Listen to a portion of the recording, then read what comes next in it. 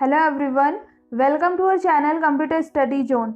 आज हम जिस टॉपिक के बारे में बात करने वाले हैं वो टॉपिक है कंपाइलर।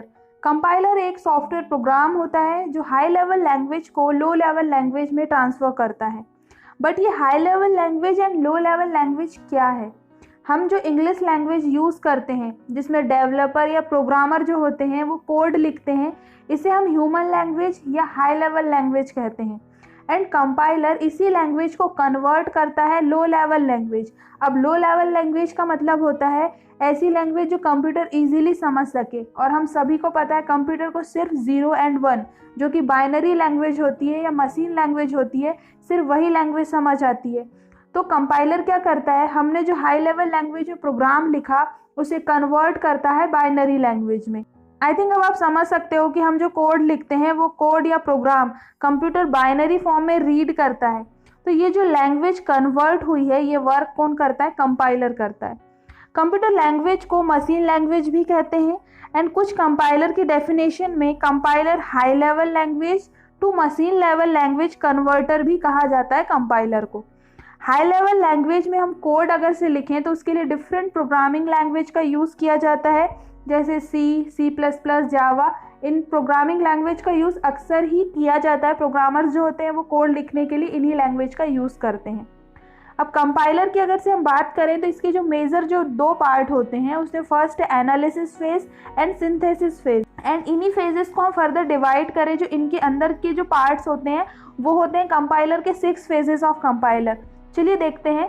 फर्स्ट जो है वो है एनालिसिस फेज। एनालिसिस फेज में एक गिवन सोर्स प्रोग्राम से इंटरमीडिएट रिप्रेजेंटेशन को क्रिएट किया जाता है। इस फेज के जो पार्ट हैं वो है lexical analyser, syntax analyser and semantic analyser. And जो सेकंड फेज है वो है सिंथेसिस फेज। इस फेज में जो इंटरमीडिएट रिप्रेजेंटेशन है उसके इक्विवेलेंट टारगेट प्रोग्राम को क्रिएट किया जाता है। इस फेज के अगर से हम पार्ट की बात करें तो इसमें intermediate code generator and code optimizer, ये 3 पार्ट आते हैं। So analysis and synthesis phase के जो पार्ट हैं, जैसे कि मैंने आपसे कहा कि यही फेजेस ऑफ कंपाइलर कहा जाता है नहीं। चलिए अब इन्हें 1 बाय 1 देखते हैं।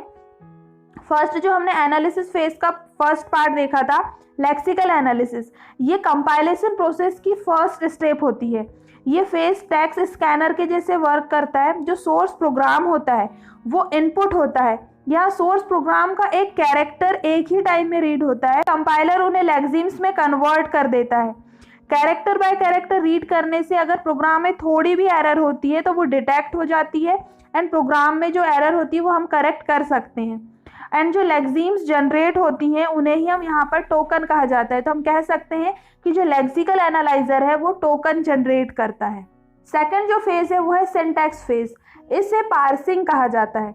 जो टोकन फर्स्ट फेज में जनरेट हुए हैं उसे एज अ इनपुट लेता है एंड उसे पार्स ट्री जनरेट करता है, एंड ये भी चेक करता है कि जो टोकन के थ्रू एक्सप्रेशन बनी है वो सही है या नहीं।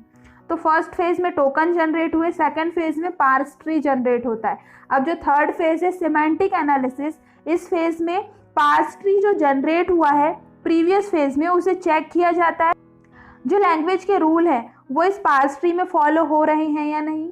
एंड साथ ही आइडेंटिफायर्स एंड उसके टाइप एंड एक्सप्रेशन को भी ट्रैक किया जाता है। जैसे सेकंड फेज में पार्स ट्री जनरेट हुआ वैसे ही इस फेज में एनोटेड सिंटैक्स ट्री जनरेट होता है। सो ये 3 फेज हुए जो एनालिसिस फेज में आते हैं। अब हम बाकी के जो 3 फेजेस देखेंगे जो सिंथेसिस फेज में आते अब हम बाकी के जो 3 फेज देखेंगे वो सिमेंटिक फेज में आते हैं। सो 4th नंबर का जो फेज है वो है इंटरमीडिएट कोड जनरेटर। कंपाइलर इस फेज में सोर्स कोड के इंटरमीडिएट कोड को जनरेट करता है, एंड ये जो कोड जनरेट हुआ है ये high level language and machine level language दोनों के बीच में जनरेट होता है। जिससे क्या होता है, ये बीच में जनरेट होने की वजह से हम जो टारगेट मशीन कोड चाहिए रहता है हमें वो ईजिली हमें मिल जाता है। नेक्स्ट फेज है कोड ऑप्टिमाइजर। वैसे तो इस फेज का यूज़ ऑप्शनल होता है, अगर हमें इंटरमीडिएट कोड को बेहतर बनाना है जिससे वो इजीली रन हो सके, स्पेस कम यूज़ करे, वहाँ ऑप्टिमाइजर प्रोसेस की जाती है। ये प्रोसेस क्या करती है, जो अनयूजफुल कोड होते हैं उन्हें रिमूव कर देती है एंड कोड को एक प्रॉपर वे में अरेंज कर देती है, जिससे प्रोग्राम के एग्जीक्यूशन की जो स्पीड होती है वो बढ़ जाती है। सो कोड ऑप्टिमाइजर का यहाँ पर यूज़ होता है, ये भी ऑप्शनल होता है ना। ठीक है, लास्ट जो फेज है वो है कोड जनरेशन। कोड जनरेशन क्या होता है, जो इंटरमीडिएट कोड जनरेट हुआ है वो एज ए इनपुट होता है एंड उससे टारगेट मशीन कोड कन्वर्ट कर देता है जिससे कोड जनरेट हो जाता है। सो ये थे 6 फेज कंपाइलर के, जहाँ एक नॉर्मल कोड कैसे प्रोसेस हुआ, कैसे टारगेट कोड जनरेट होता है इस 6 फेजेस के थ्रू। चलिए बात करते हैं कि एक सॉफ्टवेयर में कंपाइलर कहाँ एग्जिस्ट करता है। जैसे कि आप ये डायग्राम देख रहे हैं जहाँ सॉफ्टवेयर की 2 टाइप हैं, application software and system software.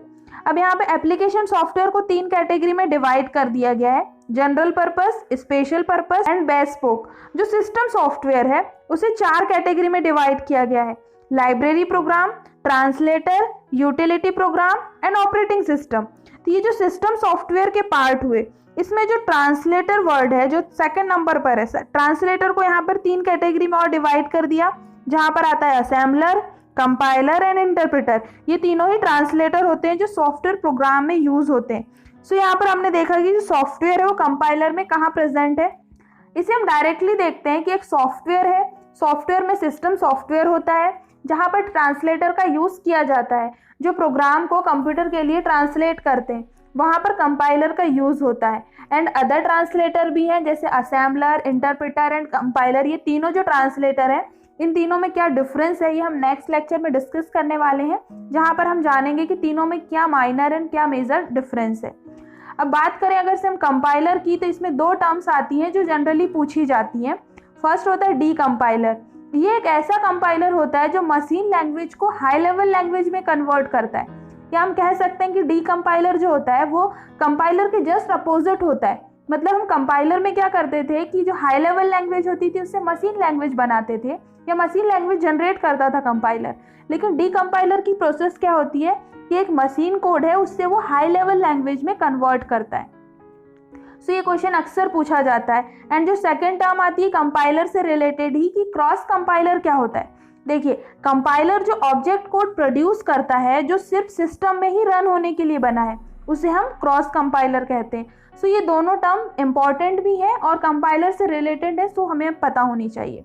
I hope कि कंपाइलर के phases and D compiler, cross compiler आपको समझ आ गया होगा। और वीडियो आपको पसंद आया तो जल्दी से इसे लाइक कर दो, और चैनल को अभी तक सब्सक्राइब नहीं किया तो चैनल को सब्सक्राइब कर दो।